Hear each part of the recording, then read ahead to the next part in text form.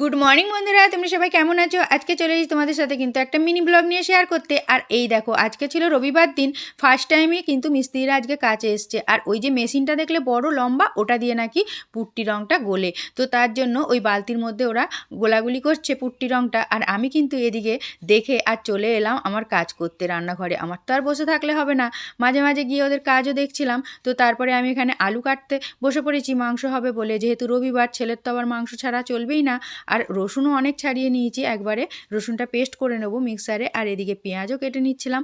তারপরে কিন্তু আবারও একবার এসে দেখি গোলাগুলি করে ওরা কিন্তু কাজও আরম্ভ করে দিয়েছে। আর একটা দেয়াল তো হয়েই গেছে, এই দিকটা দেখতেই পেয়েছো, আর একটা দেয়াল এদিকে হচ্ছে। তারপরে আমি ওদের ঘুগনিটা করে নিলাম, মুড়ি খাওয়ার তরকারিটা করে তারপরে আমি রান্না বসাবো। তো এদিকে আমি আবার এসে দেখি, বোঝো কাণ্ড, দেয়াল কিন্তু পুরোই সবগুলোই ফিনিশ হয়ে গেছে। এটা হচ্ছে ফুরনে দেওয়ার ফলে।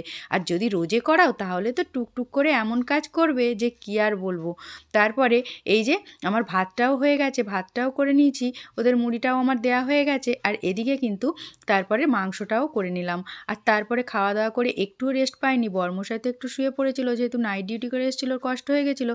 তারপরে আমি চারিদিকে জিনিসপত্র সব গোছগাছ করতে থাকলাম। আর তারপরেই ডেকে নিয়ে ওকে বিকেলবেলা বেরিয়ে গেলাম পাথরের দোকানে। ওই যে বেসিনের সামনে পাথরটা বসানো হয়নি, হার্ডওয়ার্সের দোকানে দাদা এসে বললো, এখানে কেন পাথর বসাওনি, জল ছিটকে তো দেয়াল নষ্ট হয়ে যাবে।